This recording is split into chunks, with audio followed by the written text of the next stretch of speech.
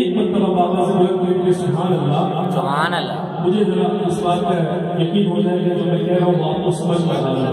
Sound की वजह से अक्सर ऐसा होता है कि बात जो कहते होते हैं वो पहुँचती नहीं होती। हमारी ये कोशिश होती है कि जो बात कही जाए वो उसी तरीके से आप तक पहुँचे। जब आप तक बात पहुँचेगी तो इंशाअल्लाह आप खुद ही सुभान अल्लाह कहेंगे। पढ़िए सल्लल्लाहु अलैहि